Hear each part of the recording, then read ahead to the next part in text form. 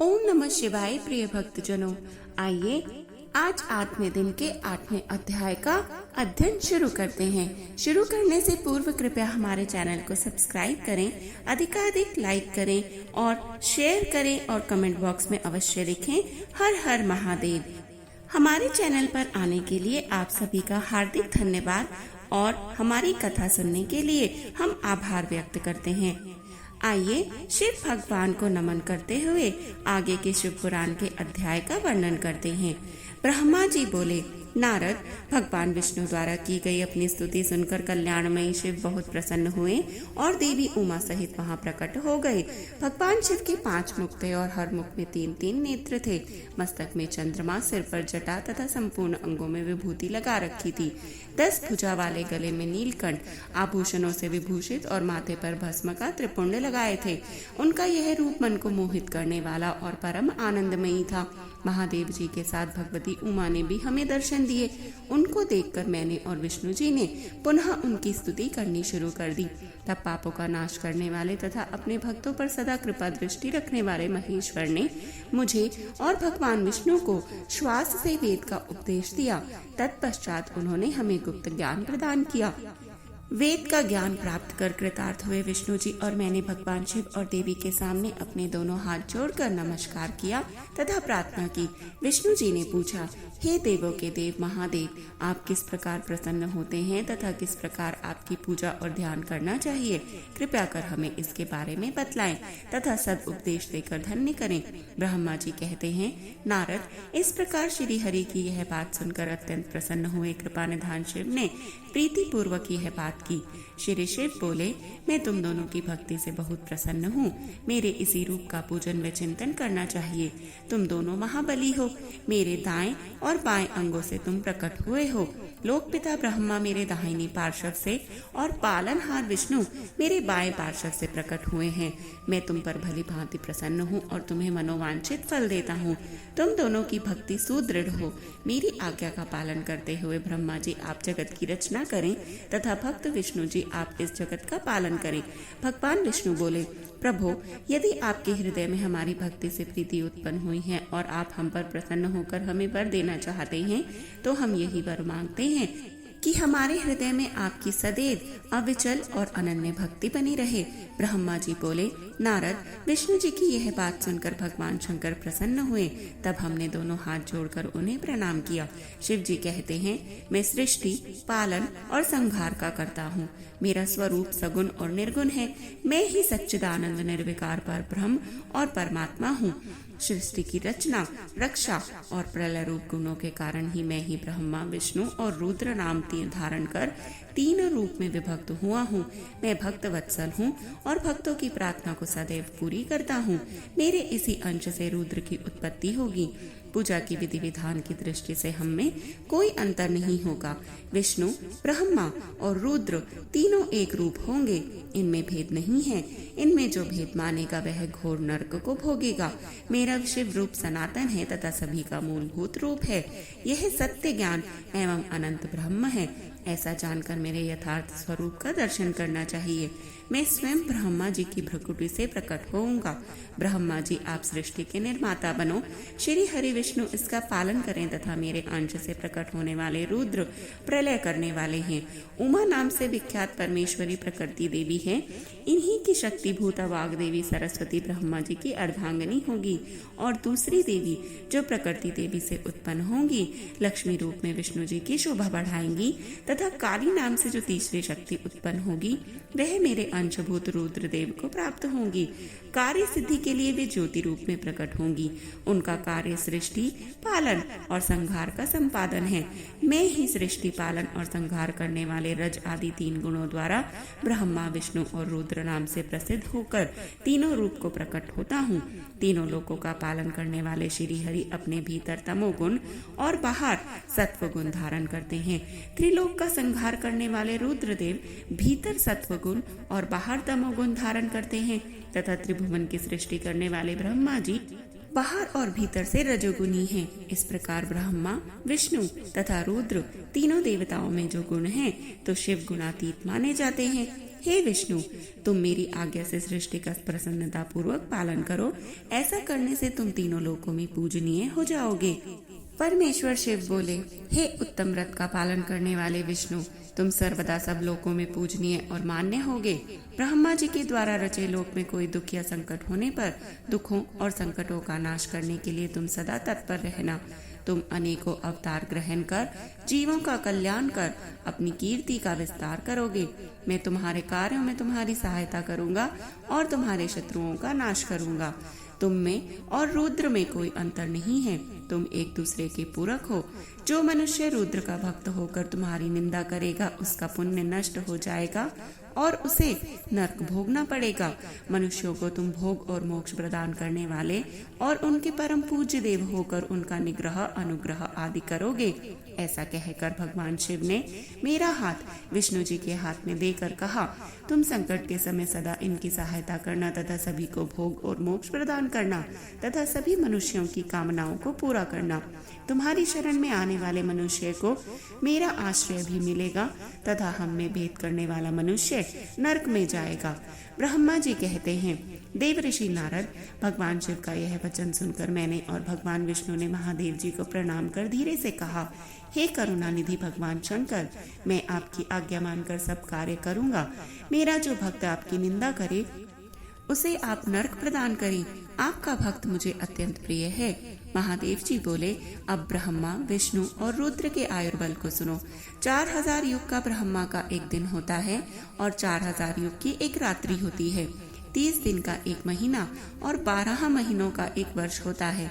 इस प्रकार के वर्ष प्रमाण से ब्रह्मा की 100 वर्ष की आयु होती है और ब्रह्मा का एक वर्ष विष्णु का एक दिन होता है। वह भी इसी प्रकार से 100 वर्ष जिएंगे तथा विष्णु का एक वर्ष रुद्र के एक दिन के बराबर होता है और वह भी इसी कर्म से 100 वर्ष तक स्थित रहेंगे। तब शिव के मुख से एक ऐसा श्वास प्रकट होता है जिसमें उनके 21,600 दिन और रात होते हैं। उनके 6 बार सांस अंदर लेने और छोड़ने का एक पल और 8 घड़ी और 60 घड़ी का एक दिन होता है। उनके सांसों की कोई संख्या नहीं है, इसलिए वे अक्षय हैं। अतः तुम मेरी आज्ञा से सृष्टि का निर्माण करो। उनके वचनों को सुनकर विष्णु जी ने उन्हें प्रणाम करते हुए कहा, आपकी आज्ञा मेरे लिए शिरोधार्य है। यह सुनकर भगवान शिव ने उन्हें आशीर्वाद दिया और अंतर्ध्यान हो गए। उसी समय से लिंग पूजा आरंभ हो गई। ऋषि बोले, हे सूत जी, अब आप हम पर कृपा करके हमें ब्रह्मा जी व नारद के संवादों के अनुसार शिव पूजन की विधि बतलाएं, जिससे भगवान शिव प्रसन्न होते हैं। ब्राह्मण, क्षत्रिय, वैश्य और शूद्र आदि चारों वर्णों को शिव पूजन किस प्रकार करना चाहिए, आपने व्यास जी के मुख से जो सुना हो कृपया हमें भी बताएं। महर्षियों के ये वचन सुनकर सूत जी ने ऋषियों द्वारा पूछे गए प्रश्नों का उत्तर देते हुए कहना आरंभ किया। सूत जी बोले, हे मुनीश्वर, जैसा आपने पूछा है वह बड़े रहस्य की बात है। मैंने इसे जैसा सुना है उसे मैं अपनी बुद्धि के अनुसार आपको सुना रहा हूँ। पूर्व काल में व्यास जी ने सनत कुमार जी से यह प्रश्न किया था। फिर उपमन्यु ने जी भी इसे सुना था और इसे भगवान श्री कृष्ण को सुनाया था। वही सब मैं अब ब्रह्मा नारद संवाद के रूप में आपको बता रहा हूँ।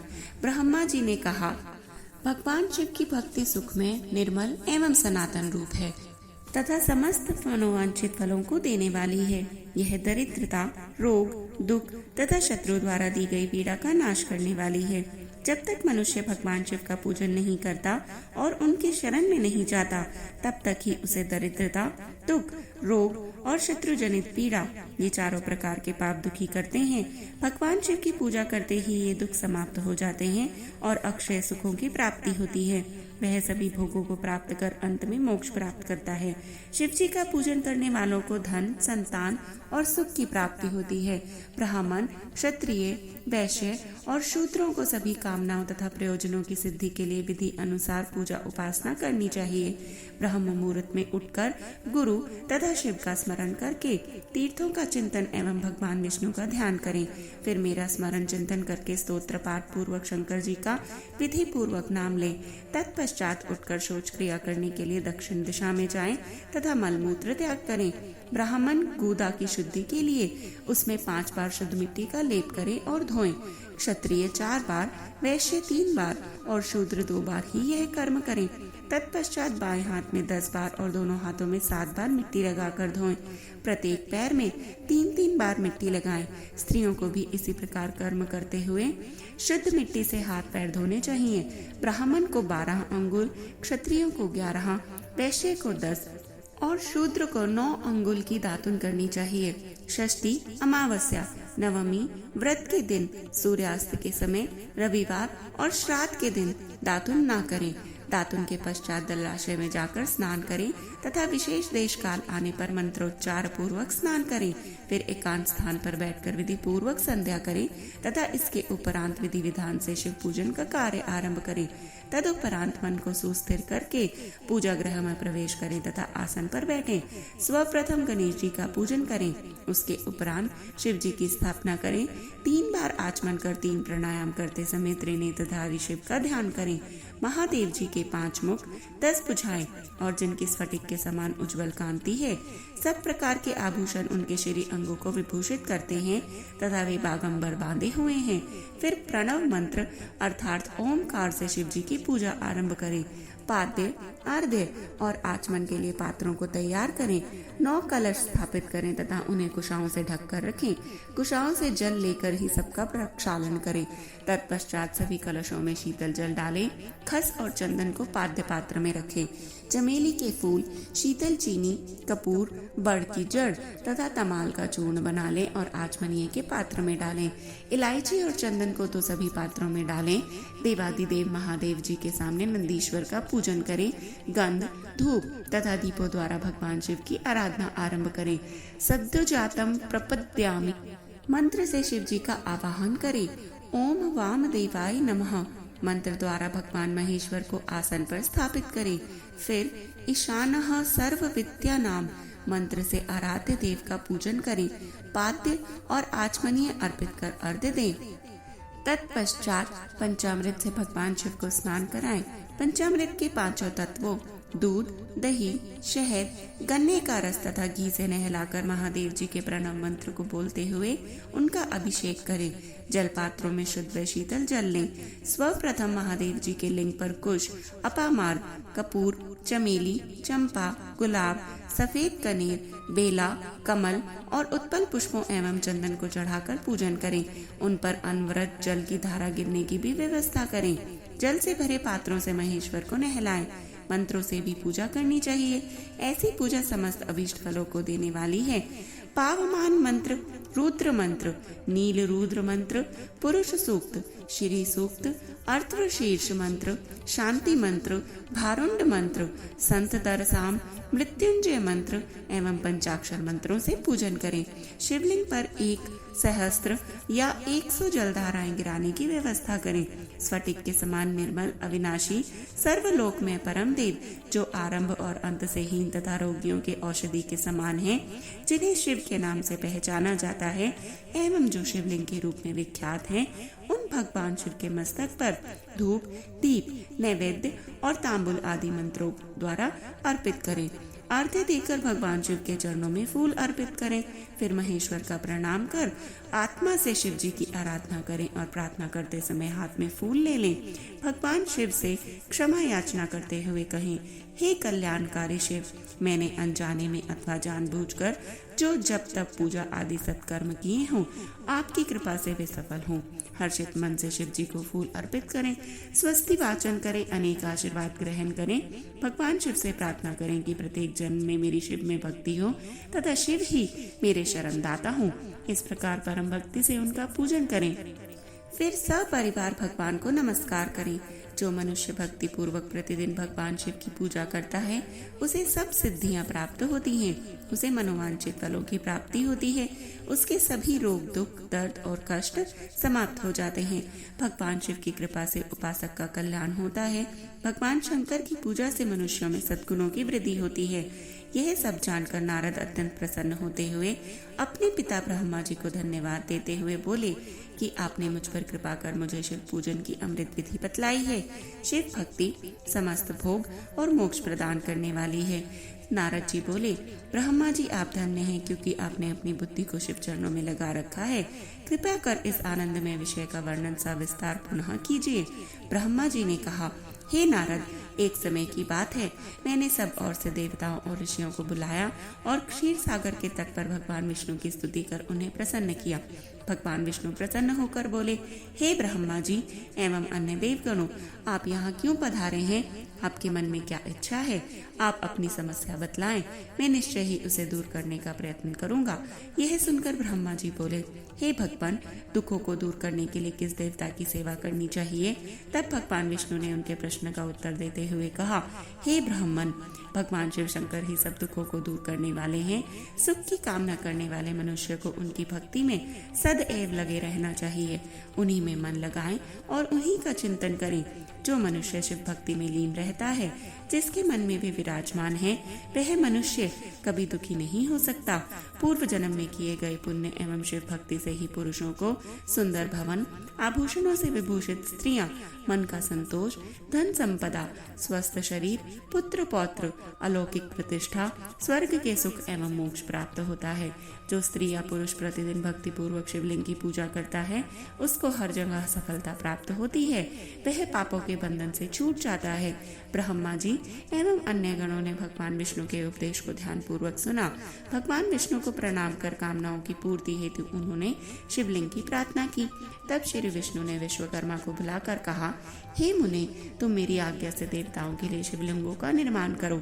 तब विश्वकर्मा ने मेरी और श्री हरि की आज्ञा को मानते हुए देवताओं के लिए उनके अनुसार लिंगों का निर्माण कर उन्हें प्रदान किया। मुनि श्रेष्ठ नारद, सभी देवताओं को प्राप्त शिवलिंगों के विषय में सुनो। सभी देवता अपने द्वारा प्राप्त लिंग की पूजा उपासना करते हैं। पद्म पराग मणि का लिंग इंद्र को, सोने का कुबेर को, पुखराज का धर्मराज को, श्याम वर्ण का वरुण को, इंद्र नीलमणि का विष्णु को और ब्रह्मा जी हेमलय लिंग को प्राप्त कर उसका भक्ति पूर्वक पूजन करते हैं। इसी प्रकार विश्वदेव चांदी के लिंग की और वसुगण पीतल के बले लिंग की प्रगति करते हैं। पीतल का अश्विनी कुमारों को, स्फटिक का लक्ष्मी को, तांबे का आदित्यों को और मोती का लिंग चंद्रमा को प्रदान किया गया है। ब्रजलिंग ब्राह्मणों के लिए, वे मिट्टी का लिंग ब्राह्मणों की स्त्रियों के लिए है।